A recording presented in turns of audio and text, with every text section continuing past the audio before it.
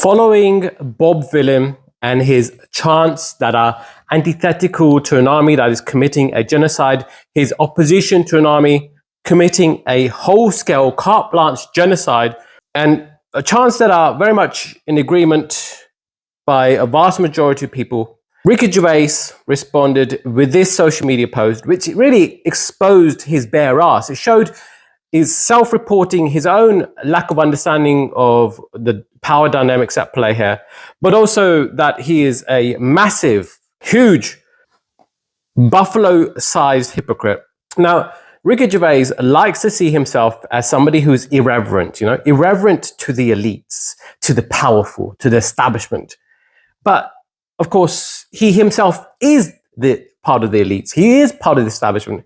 They wouldn't invite him to award ceremonies to make jokes about the elites if he was not already part of the in-group of the elites. Now, these musicians are not preaching to the public. They are talking to people who are already listening to them. People do not attend concerts if they did not like the music that they're attending. First of all, that just goes to show how much of a boomer this man is, because he doesn't understand the concept of a musical concert. But also that these musicians are not the elite. These are people who are against the system itself. This is why they are completely condemned by the media, by accusations of anti-Semitism, of the worst possible lies and deceptions thrown at these groups. And so Ricky Gervais himself is very much in agreement with these elites, with the elite media, with elite politicians. There's no distance between them. And he himself is a massive hypocrite too, because whilst he likes to show himself as somebody who just is completely neutral and doesn't preach to the public, he himself does content regularly on animal welfare. Now, there's nothing wrong with animal welfare, and I believe in animal welfare myself. But don't try and preach to people that they should not be preaching, even though they're not preaching. They're just chanting. They're just not necessarily. They don't need to preach to an audience that already believes in the things that they are talking about.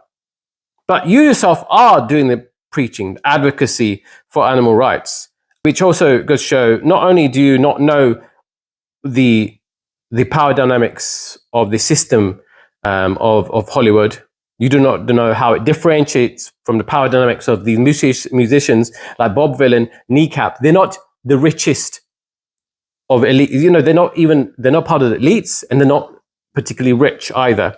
He's 10 times richer, 100 times richer than Bob Dylan. I would not be surprised if Bob Dylan was, still scraping by, or, they're having troubles even more getting a mortgage. Just by mere virtue of the fact that their gigs are being cancelled. The true punk rock is truly irreverent, and truly it does not get a positive standing ovation by the elites who want to see them gone. And so you got the Sharon Osbournes of the world, Ozzy Osbournes of the world, who like to see themselves as truly punk or irreverent, and they themselves are part of the system too, because of course for some reason they don't like Kneecap or Bob Dylan, because it goes against their own ethno-nationalist, racial supremacist views. And of course, let's not forget that Ricky Gervais, whilst he himself is part of that Sam Harris school of atheism, which is kind of an Islamophobic, let's be clear, Islamophobic form of atheism, which essentially means, obviously, God doesn't exist, but blah, blah, blah, blah. But Islam is the motherlode of bad ideas. Ignoring the fact that Benjamin Netanyahu invoked Amalek when it came to his, demand to see Gaza destroyed. For those that don't know what I'm talking about, Amalek, and is referred to the Amalekites, who are, who God God ordered the Israelites to destroy every man, woman, child, and livestock. This is why we really need to question Judeo-Christian origins, the morality of all of that. we should develop a spiritual connection to what we think is supernatural. Religion or organized literal translations and literal interpretations of scripture need to be questioned. Because if God exists, we need to use our brains too.